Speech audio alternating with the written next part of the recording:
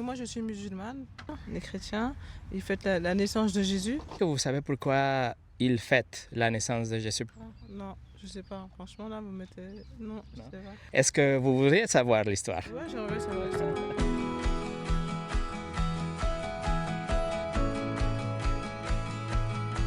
Alors Nadia, est-ce que vous fêtez Noël?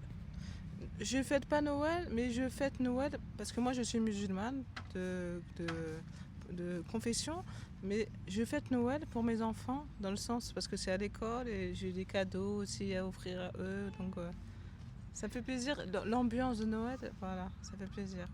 Vous pensez qu'il y a une signification plus grande que les cadeaux pour Noël? Oui, je pense bien sûr qu'il y a une très grande signification. C'est pas Noël, c'est d'esprit en fait, c'est d'esprit, c'est comment dire, les gens qui sont ensemble. Est-ce qu'il y a une signification plutôt spirituelle, la fête de Noël? Oui, spirituel, dans le sens, il faut croire en quelque chose, il faut croire au bonheur, il faut croire... Vous connaissez la signification de Noël? Pourquoi on fête Noël? Oui, je sais pourquoi. Normalement, on le fête pour les chrétiens. Les chrétiens, ils fêtent la naissance de Jésus. Et pourquoi, est-ce que vous savez pourquoi ils fêtent la naissance de Jésus? Pourquoi c'est tellement important? Pourquoi on ne fête pas la naissance de la mère Teresa ou la reine d'Angleterre? Non, je sais pas. Franchement, là, vous mettez... Non, je sais pas. Vous avez jamais entendu l'histoire de Noël ou vous posez la question pourquoi c'est tellement important? Non. Est-ce que vous voudriez savoir l'histoire? Ouais, j'aimerais bien savoir l'histoire, ouais. Alors, pour connaître l'histoire, il faut commencer avec une mauvaise nouvelle. Alors, je vous pose quelques questions pour commencer. Vous pensez que vous êtes une bonne personne? Moi, je pense que je suis une très très bonne personne. Pourquoi vous pensez que vous êtes une très très bonne personne? Parce que c'est au fond de moi, c'est comme ça, c'est dans le cœur. Voilà. Ok. Vous avez jamais entendu parler des 10 commandements? Oui, les 10 commandements, oui, bien sûr. Donc, le 9e dit qu'il ne faut pas mentir. Vous avez jamais menti dans votre vie? Ah si, j'ai menti dans ma vie, oui. Mais bon. Et le 8e dit qu'il ne faut pas voler. Vous avez jamais volé dans votre vie? Jamais... Alors ça, voler, non. Vous êtes sûr que ce n'est pas un petit mensonge? Vous avez jamais téléchargé de la musique ou des films sans payer? Télécharger, si, bah oui, tout le monde. Ça, c'est de vol?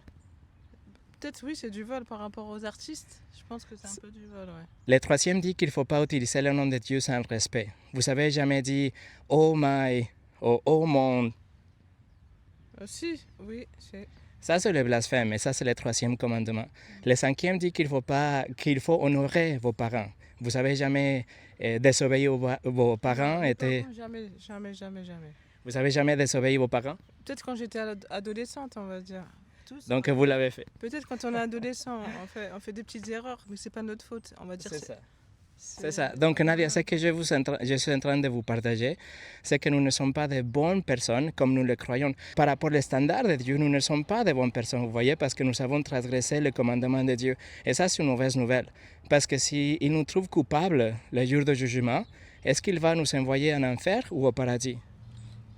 C'est que lui qui veut juger, c'est pas vous non plus. Hein. Personne ne peut juger à part Dieu.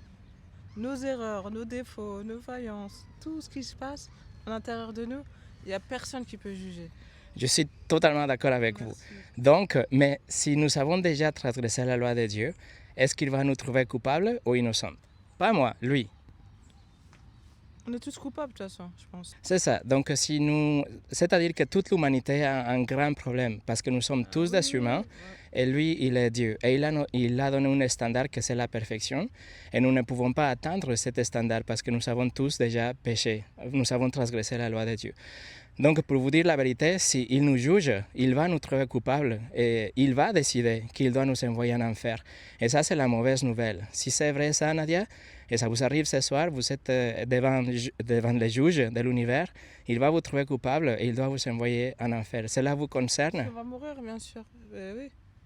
Et cela me concerne aussi, ça me coupe le souffle même, si vous voyez dans ma voix. Donc ça, c'est la mauvaise nouvelle. Mais la bonne nouvelle, c'est l'histoire de Noël. C'est que Dieu a envoyé Jésus. Et il est né, c'est ce qu'on fait le jour de Noël. Il est venu et il a vécu une vie parfaite, il n'a jamais péché. Mais après ce qui s'est passé, Nadia, après 33 ans, c'est qu'il a donné sa vie en sacrifice sur une croix. Il est mort et il a donné sa vie. Ça, je suis d'accord avec vous. D'accord. Il a donné sa vie pour payer pour votre dette. Vous avez transgressé le commandement de Dieu, vous avez brisé les 10 commandements, il doit vous punir, vous devez payer, on va dire, 10 millions au juge de Paris. Vous avez que 10 dollars dans la poche, mais cette personne se met entre vous et le juge et il paye votre dette. Maintenant, le juge de Paris, il peut vous laisser partir parce que quelqu'un a satisfait la justice, quelqu'un a payé pour vous. C'est ce que ça se passe avec Jésus. Il est mort et il a ressuscité pour payer pour votre dette. La justice était satisfaite, le juge de l'univers, Dieu, il est satisfait, la justice était faite, et maintenant il peut vous donner le paradis, pas parce que vous le méritez ou parce que vous avez fait quelque chose de bien, mais parce que quelqu'un a payé pour vous. Ça, c'est l'histoire de Noël. C'est un cadeau gratuit. C'est pour ça qu'on donne des cadeaux le jour de Noël, parce que Dieu nous donne le plus grand cadeau que c'est le pardon des péchés et la vie éternelle. Donc Dieu, pour qu'on puisse prendre les cadeaux qu'il nous donne, il faut se repentir, c'est-à-dire se détourner de ses péchés. Et numéro 2, il faut placer votre confiance en Jésus seul. Non, pas Jésus pour moi, parce que moi, comme je vous ai dit, je suis musulmane, mais je respecte tout à fait exactement, c'est la même chose en fait, juste une divergence. Si vous vous repentez et si vous placez votre confiance dans la seule personne qui peut payer votre dette, Jésus, vous allez avoir les cadeaux de la vie éternelle. Il ne faut pas faire des choses, il ne faut pas faire des prières, des pèlerinages, des choses pour pouvoir atteindre le paradis. C'est un cadeau qu'il vous donne gratuitement. Donc si c'est vrai, Nadia, je vous donne la recette de la vie éternelle. C'est la repentance et la foi en Jésus. Je peux vous serrer la main? Oui.